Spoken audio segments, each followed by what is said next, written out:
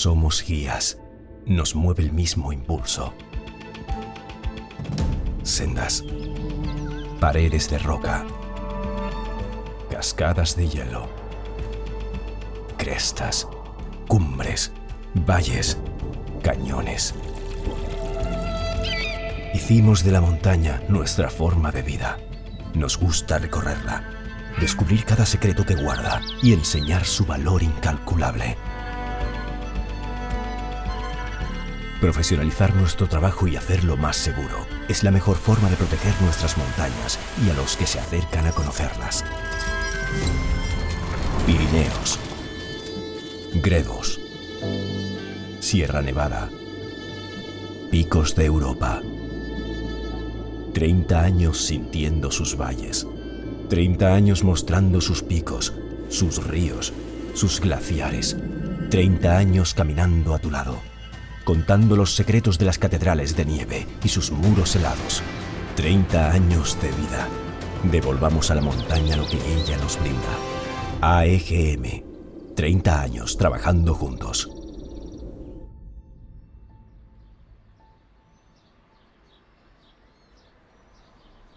Los primeros guías que empiezan a funcionar en España coinciden con las épocas de finales del siglo pasado, del XIX, ¿no?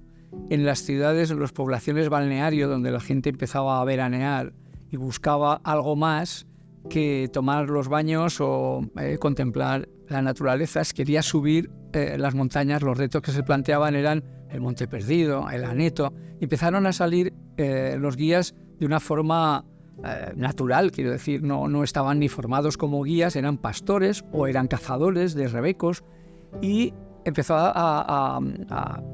alguna forma a iniciarse una profesión o un oficio.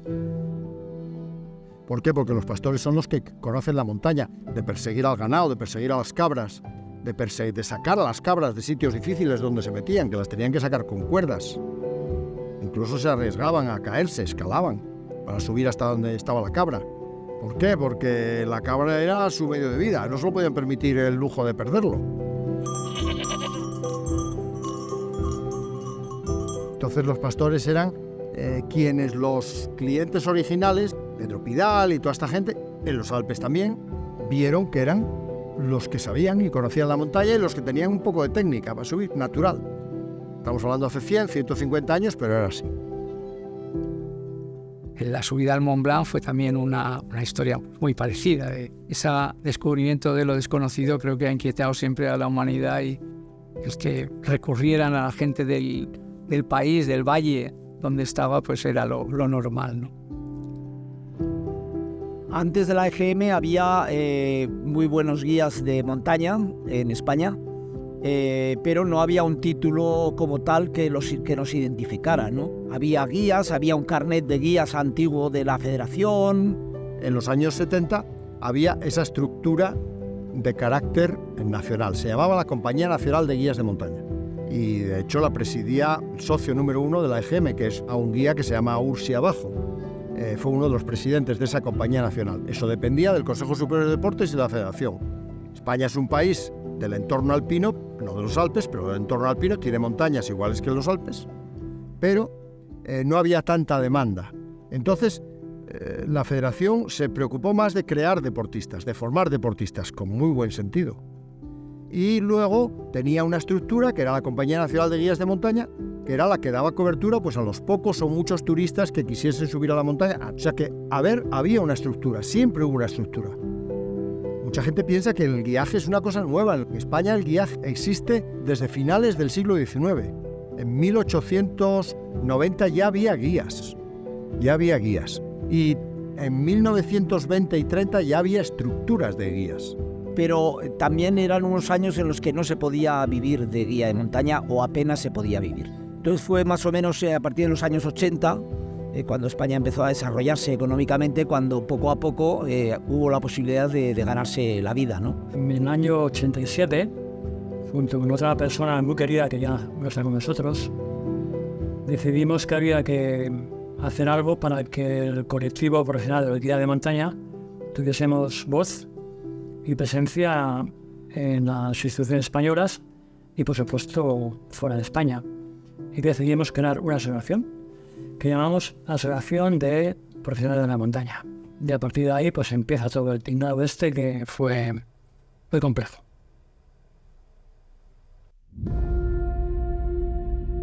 Después de haber estado escalando en el sur de Francia, en el Verdún, durante 2 semanas y pico, el monotema diario era hay que hacer algo para que los guías de montaña tengamos ese voz y voto tanto en España como fuera. Y al llegar a Madrid nos pusimos en contacto con varios compañeros que también vivían como nosotros dos de la montaña. Les contamos nuestro proyecto de crear esa asociación, la APM. Estuvimos de acuerdo y como no teníamos ni un duro de aquella, evidentemente la única alternativa para poder juntarnos más allá de un bar era algo más tranquilo. Y ese algo más tranquilo fue este domicilio. Y bueno, como anécdota puedo contar que mi madre hacía la vez de secretaria, porque yo le pasaba el teléfono a toda la gente y la gente pues llamaba a ella y la pobre decía lo que buenamente podía.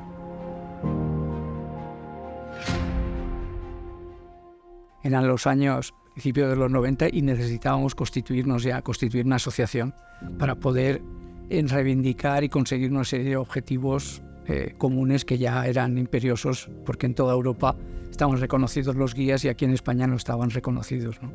Pero, sobre todo por la exigencia de la Unión Internacional de Asociaciones de Guías de Montaña, que quería tener un interlocutor, se nos presionó a unirnos. Eso fue una ayuda porque nos exigían de fuera que fuéramos un interlocutor. Luego podía haber las asociaciones que se quisieran, pero con una querían hablar. Y por eso se hizo la EGM principalmente, ¿no? Bueno, había muchas discusiones, es lógico que para crear una cosa tenga que haber discusiones y tenga que haber puntos de vista. Hay quien los expresa de manera más vehemente, hay quien los expresa de manera más calmada. De los inicios hay 1000 anécdotas, algunas mejor no contarlas. Pero, por ejemplo, yo recuerdo una de las primeras reuniones en el refugio de Belagua, en el antiguo refugio de Belagua, en la que era, como os decía antes, eran igual las 4 de la madrugada y seguíamos hablando ahí, estaríamos unos 40 o así aproximadamente. Y uno hablaba y el otro, y gritábamos y tal, y volvíamos al tema, no había un orden, no había una, una disciplina de reunión, ¿no? Como hay ahora, bueno. Paco Palacios y Jorge Vicens empezaron a motivar a la gente en toda España y nos constituimos en varias asambleas en Belagua, en el Pirineo, en algunas zonas del Pirineo, y empezamos a aglutinarnos como una asociación un poco reglada todavía, pero sí que fue el embrión para constituirnos en la Asociación Española de Guías en el año 93. Jorge Vicens era un excelente guía de alta montaña y excelente persona además. Porque era la persona que fue capaz de unir a todas las facciones y de mesurar a todos los que éramos más revoltosos. Vascos, catalanes, castellanos, valencianos, sin olvidarnos de esas cosas para conseguir aglutinar un fin común. Yo creo que fue un poco gracias a esa tranquilidad y consensuación de Jorge Vicens. Una vez que formalizamos la AEGM, él fue el primer presidente de la misma, alguien que siempre está ahí, en el recuerdo de esta asociación y por supuesto conmigo.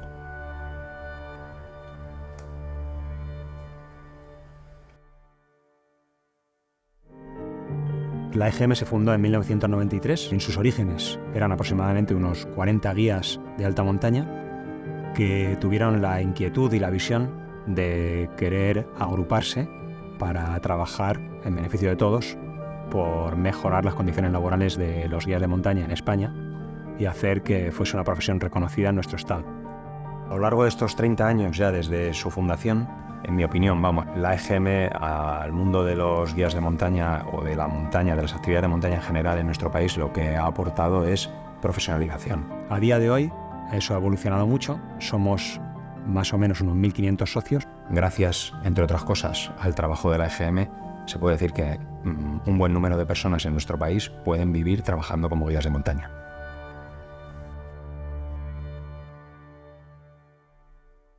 En el 2001 me presenté como presidente y estuve durante 4 años como presidente. Eran momentos en los que teníamos muchas dudas, que teníamos demasiados retos y había que priorizarlos. Yo estuve precisamente en ese proceso en que se empezó a hacer la formación de los guías en España.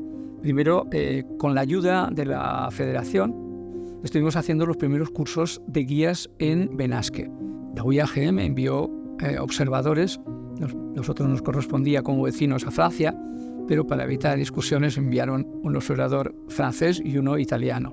Y ellos fueron los que observaron todo ese proceso de formación que se ajustaba perfectamente la formación en España a la que estaba exigiendo la UIAGM en todo el mundo. Sociedades alpinas, que son las que más exigentes y veían con mayor recelo que España entrara en la UIAGM, pues fuimos muy exigentes en eso. El participar en la formación de la asociación era algo que nos venía a todos de una manera muy romántica, ¿no? Porque es una profesión que es especial, ¿no? No es una profesión normal, ¿no? Una vez que estábamos en la asociación, pues la gente que éramos más activos teníamos ganas de colaborar. Entonces, muchas veces no buscas un puesto porque no son puestos remunerados ni que tengan ningún tipo de relación con una ambición personal ni nada, ¿no? Sino simplemente el deseo de colaborar y de aportar algo por la profesión, una profesión especial y difícil, ¿no? En mi caso era eso lo que me movía y me nombraron presidente, estuve durante unos 10 años aproximadamente de presidente y ahí lo que intenté sobre todo es dar estructura a la asociación porque era un poco inestable, tanto a nivel económico, que era muy frágil, pues porque en ese tiempo éramos pocos, como a nivel de organización, pues nos faltaba una estructura sólida que es fundamental en una entidad, ¿no? El principal objetivo de esta junta directiva desde que nos eligieron a finales de 2019 fue mantener la estructura de la asociación que ya habíamos heredado de juntas directivas anteriores y mejorarla en cada una de sus facetas en la medida de lo posible. Eso es lo que hemos tratado de hacer durante estos 4 años y durante ese tiempo además nos hemos enfrentado a dificultades extraordinarias, ¿no? Como fue la etapa del COVID, en la que nosotros llevamos muy poco tiempo como junta directiva. Estamos hablando de que los confinamientos empezaron el 14 de marzo de 2020. Nosotros habíamos tomado los mandos, por decirlo así, de la Asociación Española de Guías en enero de 2020 y con solo 3 meses de experiencia en esa situación nos enfrentábamos a una situación tan excepcional, ¿no? A pesar de las dificultades y de la gran incertidumbre que vivimos en aquel momento, que la mayoría, no solo de los guías, sino de profesionales de cualquier ámbito, no sabíamos qué iba a ocurrir exactamente y si íbamos a poder seguir trabajando o no. Pasamos un poquito de 0 a 100, ¿no? De estar trabajando y estar todo el día en el monte a vernos en casa y sin poder trabajar, ¿no? Entonces fue una situación difícil de gestionar tanto cada uno personalmente como psicológicamente, de verte en tu casa sin poder hacer nada. La verdad es que después de aquello, y ahora que ya lo vemos con un poco más de perspectiva, tenemos que decir que los guías de montaña salimos reforzados de aquella situación. Yo creo que hoy en día todo el mundo es consciente de que la gran mayoría de la gente queremos aprovechar nuestro tiempo libre y si puede ser haciendo actividades deportivas y en la naturaleza, pues en muchos casos aún mejor, ¿no? Eso se ha notado en cuanto a la demanda de servicios profesionales y al final se traduce en mejora de la situación laboral de los guías de montaña. Entonces digamos que se compensó con creces los meses que no habían podido trabajar. Y no solo eso, sino que nuestro colectivo, a pesar de ser un colectivo pequeño en número, en mi opinión creo que supo estar a la altura y que fuimos de los primeros colectivos profesionales que redactaron unos protocolos lo más rigurosos que buenamente pudimos para poder desarrollar nuestro trabajo adaptado a las circunstancias de la pandemia, ¿no?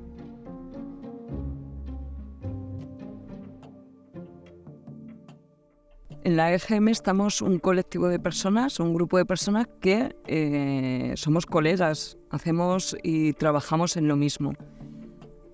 Conocer cómo trabajan, conocer los problemas que tienen, las dificultades, conocer qué le funciona, qué no le funciona, eso para mí es un privilegio y me ayuda muchísimo a enfocar mucho mejor mi negocio. Pero además hay un momento que necesitas reciclarte, que necesitas aprender cosas nuevas, que necesitas Y la asociación siempre tiene a disposición de los guías esos cursos de reciclaje. Nos ayudan con los seguros, tenemos seguros de accidentes, de responsabilidad civil que los tenemos en conjunto todos, con lo que económicamente nos aportan beneficios. Es más, luego incluso pues, las casas deportivas o de ropa o de material que utilizamos también nos hacen descuentos, nos hacen ofertas. Entonces no encuentro ni una sola desventaja por estar en la EGM. Todo lo contrario, son todo beneficios y beneficios para los guías. Y el aporte económico que supone para nosotros estar en la asociación es muy poco dinero, con lo que todo lo veo en ventajas, en cosas positivas estar en la asociación. A ver, los objetivos de la asociación han sido muy distintos, pero intentábamos cubrir las necesidades que tiene el guía, ¿no? Las necesidades que se dan día a día. Por un lado, aparte de nosotros, en la asociación pedimos que la gente tenga su formación ya reconocida, sus títulos de técnico deportivo de media montaña, de alta montaña, de barrancos, de escalada, pero sí nos preocupamos también en ofrecer unos reciclajes anuales, esquí de montaña, de meteorología, de orientación, de escalada, de rescate, en fin, unos cursos que nos sirvan para reciclarnos continuamente. Se consiguió, hace tan poco como unos meses, se consiguió que haya un epígrafe concreto dentro de Hacienda para el guía de montaña. Eso se consiguió después de muchísimos años. Se llevaba intentando más de 20 años. Una asesoría jurídica que nos ayuda a esas lagunas que tenemos en los procesos que pueden haber de contratos con los clientes. Los guías de montaña, al final, la gestión del riesgo es una de las cosas más importantes y más difíciles de gestionar, ¿no? Debido a las condiciones que nos da la montaña, a sus peligros objetivos. Es una cosa que le tenemos que prestar mucha atención, ¿no? Para que a la hora de que un cliente nos contrate y haga la ascensión, la haga totalmente seguro y disfrute de ella, ¿no? Tenemos también, una bolsa común en caso de accidentes, muerte de fallecidos de guías de montaña. Sí que tenemos una bolsa para facilitar o ayudar un poco a la familia que se queda en ese momento desvalida y tal, para ayudarle a los gastos de sepelio, los primeros auxilios y tal, en función para la pareja o matrimonio con sus hijos y tal, por los hijos. En fin, tenemos una serie de mejoras que ayudan a que la asociación sea la verdad que una familia, ¿no? Entonces, que con esto no le quiero quitar mérito a los nuevos guías, ni mucho menos. Tienen otras dificultades diferentes a las que teníamos entonces. Pero lo que está claro es que todos estos servicios no eran tan fáciles de obtener como lo es hoy en día. El futuro de la EGM yo lo veo cada vez mejor. Es una institución montada por la base, por los guías. Hemos ido aprendiendo de errores, hemos ido aprendiendo de asesoramiento, de gente con iniciativa. Es un movimiento fuerte. Nuestra seña de identidad sea la calidad. Y para ello también lo que tratamos de hacer es que la calidad de la formación que reciben nuestros guías sea la más alta posible. No solo en la formación reglada, la formación oficial de técnico deportivo, sino también en los reciclajes, en esa formación continua a la que acceden los guías una vez que son socios de la Asociación Española de Guías de Montaña. Se puedan ganar la vida en las mejores condiciones que podamos. Y yo pienso que estamos en una buena salud a nivel de ideología, a nivel de estructura, a nivel incluso económico. No sé, pienso que es una asociación para sentirse orgulloso y modelo para muchas otras asociaciones que puedan existir. Hay que ser honestos y dejar claro que quienes abrieron la huella fueron ellos, y nosotros en realidad lo que hemos hecho ha sido que después de una nevada, en algunos momentos una nevada intensa, como fue esa situación que ya he mencionado del COVID, hemos vuelto a abrir esa huella, ¿no? O la hemos marcado un poco más para que los compañeros que vengan detrás se la encuentren lo mejor posible y puedan seguir avanzando hacia el objetivo principal, que es, como siempre, mejorar las condiciones laborales de la guía de montaña en nuestro país. A mí me ha ayudado, yo repetiría exactamente igual, porque me ha ayudado a lo que soy, a lo que quiero hacer, lo que quiero ser, a encontrarle un sentido a la vida, ¿no? Que necesitas un leitmotiv, algo que te diga por qué has nacido y hacia dónde vas, ¿no? Es decir, hay gente que lo encuentra en otras cuestiones, en el misticismo, en la religión o en otras. Para mí la montaña es eso, mi leitmotiv, la vida, ¿no? Y bueno, efectivamente, pues hay unos riesgos y unos peajes que pagar, pero bueno, yo creo que finalmente compensa. No somos, como éramos pequeñitos, decíamos, o estás loco o eres masoquista. No, sencillamente al contrario, es alguien que amas la vida, pero que amas la vida profundamente, que la quieres vivir y exprimir. O sea, además me he dado cuenta a lo largo de todo este tiempo que solo se vive una vez. Eso no lo sabía, pero solo se vive una vez y hay que disfrutarla.